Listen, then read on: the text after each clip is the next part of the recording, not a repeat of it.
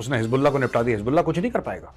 ये पूरे जिहाद फी सबीलिल्लाह और आ जाओ हम लड़ेंगे, हम गाजी हैं, फाजी हैं, गाजी का गाजर बना देगा वो मार मार के, जैसे हमास वालों का सुअर बना रखा है। हिजबुल्लाह का भी सुअर बनाएगा वो। अमेरिका ने बोला तेल नहीं लेगा भारत रूस से, भारत ने बोला कि अभी तेल लेगा और 10 गुना और लेगा, और तुम्हें जो बिगाड़ना है तुम बिगाड़ लो,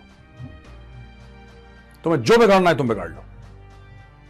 दूसरी चीज जो थी ना कि जिस तरीके से चाइना का मजाक उड़ा पूरी दुनिया में, चाइना का बहुत मजाक उड़ गया। People started making fun of China कि ये है, ऐसा है, वैसा है, ये करते हैं, भाग गया, देखो अपनी गर्लफ्रेंड। दोस्तों आज जनरल बिपिन रावत साहब की पुण्यतिथि है। जनरल बिपिन रावत साहब ने जो देश के लिए करा वो सब पता है आपको। आपको एक एक उनका जो योगदान है आपको पता है। एक छोटी सी कहानी, आज खबर सुनाने के पहले एक छोटी सी कहानी, उनके और मेरे बीच की एक बातचीत, उसके बारे में मैं आपको बताऊंगा। तब आपको पता लगेगा वो कैसे इंसान थे, उनकी सोच कैसी थी। क्योंकि जनरली लोग क्या कहते हैं कि अच्छा वो जनरल साहब को हमने टीवी पे देखा, उनके बयान सुने, हमने फोटो देखी अखबार पे, लेकिन जो पर्सनल इंटरेक्शन होता है, जो व्यक्तिगत तौर पे आप जाके मिलते हैं किसी से, तो दोस्तों हुआ ये कि मुझे मैंने अपॉइंटमेंट मांगी आर्मी चीफ से। उस समय आर्मी चीफ 2017 की बात है दोस्तों, उस समय army chief general Bipin Rawat हुआ करते थे। पहले मैंने कोशिश करी कि सुषमा जी के साथ मेरी बातचीत हो जाए। मुझे यूके की पार्लियामेंट से एक इनविटेशन आया था कि आप आइए यूके की पार्लियामेंट में, हाउस ऑफ कॉमन्स में, और आप बात करिए कश्मीर के मुद्दे के बारे में। तो मैं थोड़ा सा कंफ्यूज हो गया कि भाई मैं जाऊंगा, क्योंकि मैं फॉर्मर इंडियन आर्मी ऑफिसर हूं, ऐसा ना हो कि मैं वहां पे कुछ गलत बोल दूं, मेरे मुंह से कुछ गलत निकल जाए और ये मामला कंट्रोवर्शियल हो जाए। तो किससे गाइडेंस लूं, मुझे समझ में नहीं आया।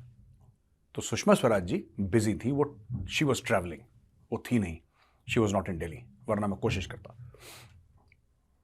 फिर मैं अब फौजी हैं, कहाँ जाते हैं, तो फौजी पहुंच जाते हैं आर्मी हेडक्वार्टर। तो मैंने फोन करा, मैंने बोला सर मैं चीफ से मिलना चाहता हूँ। मैंने 2 दिन हो गए थे, उन्होंने फिर तीसरे दिन बोला कि भाई ठीक है, general Rawat will meet you. मैं गया, बिल्कुल वहाँ पे वेट करा, अंदर गया, जैन सर, हाँ जैन गौरव, बैठिए, क्या लोगे, चाय कॉफ़ी? तो फिर चाय पी, जनरल रावत ने भी, मैंने भी। हाँ बताओ गौरव। आई सेड सर मुझे यूके की पार्लियामेंट से इनविटेशन आया है और यूके की पार्लियामेंट वालों ने बोला है कि आप कश्मीर के बारे में बात करिए। हाँ तो अच्छी बात है, ये तो बहुत अच्छी बात है, जाओ go and talk. I said sir मैं बोलना क्या है ये तो मैं जानता हूं, पर लेकिन क्या मेरे मुंह से कोई कंट्रोवर्शियल चीज निकल जाए ऐसी जिससे कि बाद में वहां पे पाकिस्तानी भी होंगे, 10 लोग और होंगे, तो क्या इससे कुछ गड़बड़ हो सकती है? उन्होंने बोला देखो गौरव, ज्यादा सोचना नहीं इसमें, जो सच है ना सच बोल दो। ऐसे सच मतलब क्या ना, जो सच है वो बोल दो। मैंने बोला सर वहां पे ह्यूमन राइट्स वायलेशन के सवाल आएंगे, तो बोला सच बोल दो। तो दोस्तों जनरल रावत के कहने पर, मुझे डर था दिल में, जनरल रावत के कहने पर मैंने वहां पे सच बोला।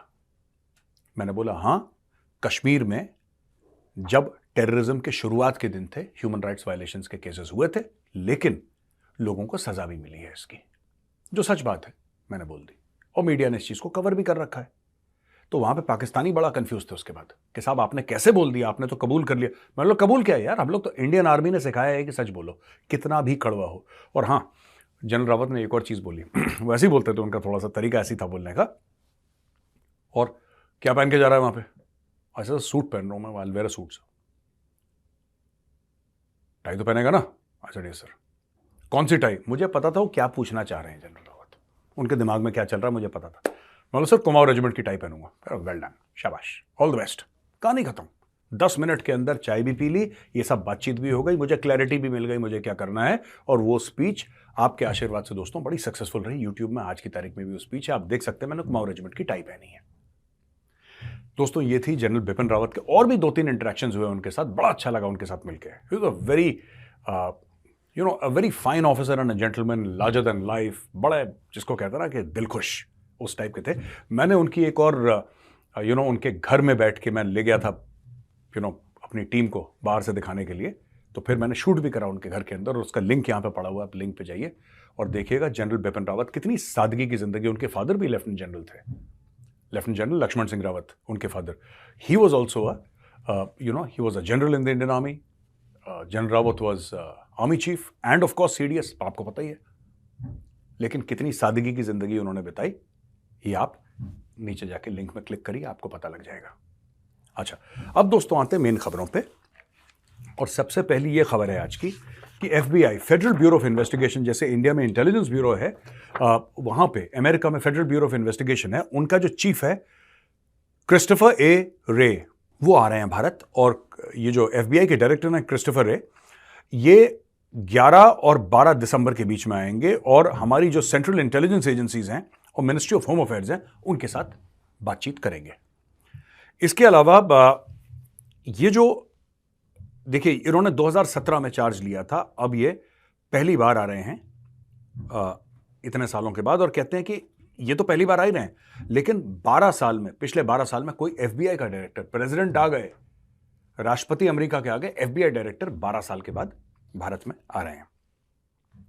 अच्छा दोस्तों, ये पन्नू वाला जो मामला है ना, कि पन्नू को मारने की कोशिश करी, ये सब, तो इसके बैकग्राउंड में ये जो पूरा इनके जो क्रिस्टोफर रे हैं, डायरेक्टर FBI, इनका आना बड़ा महत्वपूर्ण है, राइट। और मुझे लगता है कि अमेरिका भी अब मिडिल पाथ, क्योंकि एक तो पन्नू का मुंह बंद नहीं रहता, पन्नू को है ना बवासीर है, पन्नू के साथ कोई बड़ी सीरियस प्रॉब्लम है, पन्नू कीप्स ऑन टॉकिंग। अभी पन्नू ने क्या बोला कि मैं पार्लियामेंट पे बम मार दूंगा, पार्लियामेंट को उड़ा दूंगा, डिसरप्ट कर दूंगा, अटैक कर दूंगा, जो भी उसने बोला पन्नू ने। अब इशू ये है ना कि पन्नू जितना मुंह खोलता है, इंडिया का केस उतना स्ट्रांग बनता है। पन्नू जितनी बकवास करता है, देखिए आप लगातार बोलेंगे ना, आपको लगता है कि मैं बड़ा फाइन बैलेंस लेके चल रहा हूं, आप ये हर समय सोचते हैं कि मैं इतना बोलूंगा, यहां तक पुश करूंगा, पर यहां तक लीगल है, इसके आगे इलीगल है, यहां तक फ्रीडम ऑफ स्पीच है, उसके आगे हो जाती है अबेटमेंट टू टेररिज्म, तो मैं यहां पे रोक दूंगा। क्या होता है, कभी कभी भावनाओं में इंसान बह जाता है, अच्छा, मैं एक और बात कहना चाहता हूं यार, मैं नहीं चाहता कि कोई पन्नू को मारे, ये मेरी दिल की राय है, एक दिल से ये राय दे रहा हूं मैं आपको, मतलब मैं नहीं चाहता कोई पन्नू को मारे यार, पर अगर पन्नू को मार भी दिया तो क्या हुआ, मुझे समझ में नहीं आ रहा, इतना क्यों हाइपर हो रहे हैं लोग कि पन्नू को मारने की कोशिश, निज्जर को मार दिया, ये सब तो क्या हुआ, निपटा दिया तो, आई have not understood the logic यार। वो जो जहाज गए थे 9/11 में वर्ल्ड ट्रेड टावर्स के अंदर, वो तो ओसामा ने नहीं उड़ाए थे, ओसामा बिन लादेन ने वो तो नहीं उड़ाए थे, वो तो उसके गुर्गों ने उड़ाए थे। अमेरिका ओसामा बिन लादेन को मार देता है, लोग कहते हैं well done, America al Zawahiri को मार देता है, लोग कहते हैं शाबाश, बहुत ही अच्छा करा आपने। जनरल कासिम सुलेमानी, जो कि टेररिस्ट नहीं है, जनरल कासिम सुलेमानी जो कि इस्लामिक रिपब्लिकन गार्ड कोर, जो IRGC है, जो कि ईरान की एक फौज है, ईरान के डिफेंस मिनिस्ट्री का एक बहुत तगड़ा बड़ा एलीट ग्रुप है, उसके जो चीफ को ड्रोन स्ट्राइक से अमेरिका मार देता है। अमेरिका जब मन चाहे इराक के अंदर घुस जाए, पूरे मुल्क को तबाह कर दे, लाखों लोगों को बेघर कर दे, करोड़ों लोगों को बेघर कर दे, हजारों दसियों हजारों को मार दे, पूरी की पूरी बारातों को वाइप आउट कर दे। ड्रोन स्ट्राइक मारी, पूरी 20-30 लोगों की बारात गायब, गॉन, फड़ाक, पलक झपकते। यहां पे एक निज्जर के पीछे यार छाती में लेके, मतलब ये देखो, क्या आपको नहीं लगता कि इसमें थोड़ा सा भेदभाव है? मैं फिर कह रहा हूं कि ये भारत ने, ये एज अ प्राइवेट सिटीजन मैं अपना बयान दे रहा हूं आपको, इसका भारत की पॉलिसी से कोई लेना देना नहीं है। भारत की पॉलिसी यही है कि हम नहीं मारते, और ठीक बात है, नहीं मारते, तो I respect the government of India policy, पर मैं कहता हूं अगर मार दिया निज्जर को तो क्या हो गया यार, अगर हम पन्नू को टपका देते हैं तो क्या हो गया, इसमें क्या बुरा हो गया यार? दुनिया करती है, हम लोग क्यों नहीं कर सकते भाई? ठीक है, हम लोग क्यों नहीं कर सकते? और इसमें बुरा क्या मानना, अमेरिका को बुरा क्यों लग रहा है? I have not understood this. ठोको सबको, जो भारत के खिलाफ कार्रवाई करे ठोको उसको। नहीं करते, अगर मेरे पास अथॉरिटी होती, मेरे पास कुछ भी पावर होता, तो भगवान की कसम मेरे पास तो ऐसे ऐसे तरीके मेरे दिमाग में आते हैं कि ये लोग घर से नहीं निकलते।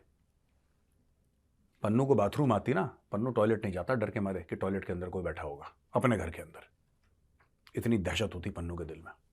वो ठीक है, गवर्नमेंट ऑफ इंडिया की पॉलिसी नहीं है मारने की, आई रिस्पेक्ट दैट, राइट, लेकिन किसी ना किसी दिन मेजर की अगर बैटिंग आ गई तो पन्नू तुझे कुछ नहीं करूंगा यार, तू मेरी क्यूट सी लोमड़ी है, तो तुझे क्यों कुछ करूंगा बता, डोंट वरी, चिल कर पन्नू, तू चिल कर।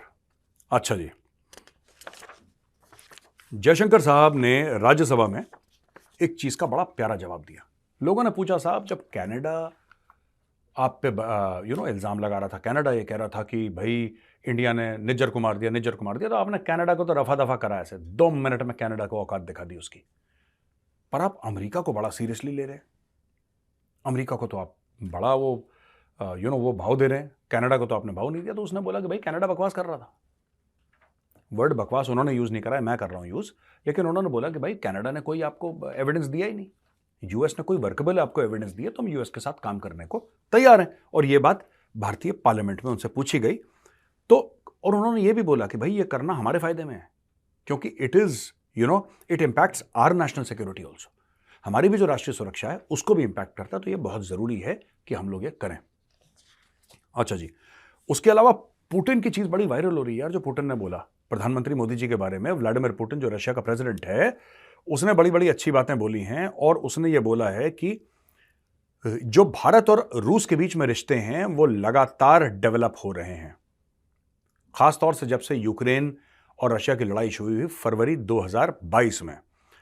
उसने बोला कि first let me say the relations between Russia and India are consistently developing, जैसा मैंने आपको बताया। फिर बोला कि और उस पॉलिसी का जो मेन गारंटर है, ये गारंटी किसकी है? उसने बोला ये मोदी की गारंटी है कि रूस और भारत बिल्कुल ऐसे रहें, ये मोदी की गारंटी है। ये पुतिन कह रहा है, गौरव आर्य नहीं कह रहा, ये व्लादिमीर पुतिन कह रहा है, दिस इज मोदीज गारंटी। फिर उसका कहना है कि आई can not imagine his excellency Modi getting intimidated. अच्छा, ये कहना है कि प्रधानमंत्री मोदी, मुझे ऐसा लगता नहीं है कि कोई उन पर दबाव डाल सकता है। जैसे कि जब मैंने आपको ये बताता रहता हूं, अमेरिका ने बोला तेल नहीं लेगा भारत रूस से, भारत ने बोला कि अभी तेल लेगा और 10 गुना और लेगा, और तुम्हें जो बिगाड़ना है तुम बिगाड़ लो, तुम्हें जो बिगाड़ना है तुम बिगाड़ लो। भारत नहीं लेगा S-400, भारत लेगा S-400 और आगे भी लेगा, तुम्हें जो बिगाड़ना है बिगाड़ लो। तो पूरी दुनिया को मैसेज गया कि यार भारत को जो करना है भारत वो करता है, जो भारत के मफाद में हो, भारत के फायदे में हो, भारत वो काम करता है। यही बात व्लादिमीर पुतिन जो है वो मोदी जी के लिए कह रहा है। वो कह रहा है कि यार मोदी जी ये दबते नहीं है किसी से, ये डरते नहीं है किसी से, इनको आप इन पे ऊपर प्रेशर नहीं डाल सकते। देखिए इनका कहना, I can not imagine his excellency Modi getting intimidated or being forced to take any steps or actions that would go against the national interest of India and the people of India. जो भारत के हक में है या भारतवासियों के हक में है, मोदी जी वो फैसला करेंगे ही करेंगे। आप कितना भी दबाव उनके ऊपर डाल दें, कितना भी उनको कोई डराने धमकाने की चीज, इंटिमिडेट करने की, दबाव पैदा करने की कोशिश करे, उनको 2 रुपए का फर्क नहीं पड़ता। ये पुतिन कह रहा है। अच्छा जी, किन गांग है वो फॉरेन मिनिस्टर, वो टीवी एंकर के साथ भाग गया था एक लड़की के साथ, ये चाइना का फॉरेन मिनिस्टर था। ये भाई ऐसा तगड़ा आदमी है, इसकी गर्लफ्रेंड थी वो टीवी एंकर, उसको लेके गायब, 1 महीना पता ही नहीं कि चाइना का फॉरेन मिनिस्टर है। यार ऐसे कोई भागता है? मतलब you are the foreign minister of China, people's republic of China, और तुम गायब हो गए 1 महीने के लिए, पता ही नहीं है कहां। पता लगा जी गर्लफ्रेंड के साथ ये डुएट गा रहा है गार्डन में। ठीक है, तो इसको मिलिट्री हॉस्पिटल इन बीजिंग में ये मर गया, और ये पता लगा है कि या तो ये सुसाइड से मरा है या टॉर्चर से मरा है। देखो मैं आपको बताता हूं, चाइना को लगा कि हमारे फॉरेन मिनिस्टर के चलते हमारी जो नेशनल सिक्योरिटी है ना, उस पर बड़ा फर्क पड़ गया यार। और मुझे लगता है नेशनल सिक्योरिटी से ज्यादा 2 चीजें हुई। एक तो शी जिनपिंग को यह लगा कि मेरी बेइज्जती हो गई पर्सनली, क्योंकि मैंने बंदे को लगाया था यार, और उसने ऐसा काम कर दिया। देखो ऐसी छिछोरी हरकत उसने कर दी। दूसरी चीज जो थी ना, कि जिस तरीके से चाइना का मजाक उड़ा पूरी दुनिया में, चाइना का बहुत मजाक उड़ गया। People started making fun of China कि ये है, ऐसा है, वैसा है, ये करते हैं, भाग गया देखो अपनी गर्ल। तो क्या हुआ कि उससे बड़ा बुरा लगा, तो बोला कि नहीं, इसका तो तभी हिसाब हो सकता है जब इसकी जान ले ली जाए। तो उस बंदे की जान ले ली, और बीजिंग के मिलिट्री हॉस्पिटल में पता लगा कि उन्होंने अपना दम तोड़ दिया है। किन गैंग माउथ से तुम, उसकी आत्मा को शांति दे, भगवान भगवान मानते नहीं है चाइनीज, तो माउथ से तुम कह सकते हो उनका जो सुप्रीम लीडर था एक जमाने में, उसकी आत्मा को शांति दे और खुश रहे बंदा। अच्छा, नेतन्याहू की एक और वार्निंग है भाई, ये क्या बंदा है यार नेतन्याहू। नेतन्याहू ने एक बात बोली है बेरूट के बारे में ना, अगर उसने ये बोला कि अगर हिजबुल्लाह को ये गलतफहमी है कि वो अटैक कर सकता है इजराइल को, अगर हिजबुल्लाह के मन में ये बात है, ये जिहाद का कीड़ा चूं चूं कर रहा है उसके पेट में, कूं कूं कर रहा है उसके पेट में, तो वो कहता है कि मैं गाजा और खान यूनिस, जैसे मैंने करा था ना, खान यूनिस आप जानते हैं, गाजा आप जानते हैं, जिसको बिल्कुल फ्लैटन कर दिया ना इसराइल ने, कह रहा मैं बेरूट को फ्लैटन कर दूंगा। ये बेंजामिन नेतन्याहू की सीधी सादी उसने धमकी, तो क्या है, उसने सीधी सादी जिसको कहते हैं ना चेतावनी, एक वार्निंग दे दी कि अगर तुमने कुछ करा, ठीक है, जो छोटी मोटी पुट तुम करते रहते हो, दिवाली के पटाखे चला दो, दैट्स ओके, अगर तुमने फुल फ्लेजेड अटैक के बारे में सोचा तो मैं इतना बुरा हशर करूंगा। और ये इनको क्या, मैं आपको बताता हूं, बहुत दिन पहले मैंने एक खबर कवर करी थी, हफ्ता 10 दिन हो गए दोस्तों। खबर ये थी कि वैगनर ग्रुप है ना रशिया का, वैगनर ग्रुप जो है वो लेबनान में एक्टिव है। वैगनर ग्रुप के पास एयर डिफेंस इक्विपमेंट है और वैगनर ग्रुप जो है वो इनकी मदद कर रहा है, और रूस ने अपने लोग भेजे हैं थ्रू वैगनर ग्रुप कि आप जाइए और हिजबुल्लाह की मदद करिए। यह मामला चल रहा है, ये रशिया ने करवा रखा है। अब रशिया ने क्योंकि वहां पे वैगनर ग्रुप भेजा है, तो भाई इसमें है क्या चक्कर, इसमें सिर्फ ये चक्कर है कि आप जाओ, जब इजराइल के एयरक्राफ्ट आएंगे बॉम्ब करने के लिए, तो आपके पास भी एयर डिफेंस इक्विपमेंट होगा, क्योंकि हमास के पास तो है नहीं गाजा में। हमास को इजरायली जहाज मन चाहे तब लपेट देते हैं यार, 10 बिल्डिंगें गिरानी, एक बटन दबाया 10 बिल्डिंग, क्यों? क्योंकि हमास के पास एयर डिफेंस कैपेबिलिटी नहीं है, हमास के पास वो मिसाइल्स ही नहीं है जिससे आप, मिसाइल उनकी वो है, वो कट्टे वाली, जैसे कट्टा होता है ना, वो कट्टे वाली है, फायर करा वहां पे गिर के बम, दैट्स इट। इसके अलावा उनके पास मिसाइल्स वो नहीं है सरफेस टू एयर, जिसको यहां से फायर करा और वहां पे जाके जहाज को गिरा दिया। वो एयर डिफेंस वाला मामला उनका बहुत मतलब ना के बराबर है। अगर कल इजराइल अपनी सी में आ गया और हिजबुल्लाह को उसने निपटा दिया, वहां पे उसने हिजबुल्लाह को निपटा दिया, हिजबुल्लाह कुछ नहीं कर पाएगा। ये पूरे जिहाद फी सबिलिल्लाह और आ जाओ हम लड़ेंगे, हम गाजी हैं फाजी हैं, गाजी का गाजर बना देगा वो मार मार के, जैसे हमास वालों का सुअर बना रखा है, हिजबुल्लाह का भी सुअर बनाएगा वो। तो भाई हिजबुल्लाह वाले अब तड़प रहे हैं। हिजबुल्लाह वालों ने बोला ईरान को, हिजबुल्लाह का बाप बैठा ना ईरान में, पापा पापा ये तो मारेंगे इजरायली, तो उन्होंने, पापा ने, फिर ईरान ने अपने पापा चाइना को बोला, ईरान का बाप भी तो है, ईरान जो इतना उछल रहा है किसके दम पे उछल रहा है, चीन के दम पे, तो उसने अपने पापा को बोला। तो फिर चीन जो था ईरान का पापा, चीन ने अपने दोस्त रूस को बोला कि यार कुछ करो, तो उसने बोला ठीक है भाई मैं देखता हूं क्या कर सकता हूं। तो वैगनर ग्रुप को भेजा है वहां पे सरफेस टू एयर मिसाइल्स के साथ कि अगर कभी इजरायली प्लेन्स आएंगे तो ये उनको अटैक कर सकते हैं, उनको डाउन कर सकते हैं। लेकिन इजराइल के पास F-35 है और मुझे नहीं लगता कि ये ज्यादा कुछ कर पाएंगे अपनी आउटडेटेड एयर डिफेंस कैपेबिलिटी। ऐसा तो नहीं कि S-400 वहां पे लगा रखा है, ऐसा तो बिल्कुल नहीं है, उन्होंने पुराने कुछ सिस्टम लगा रखे हैं।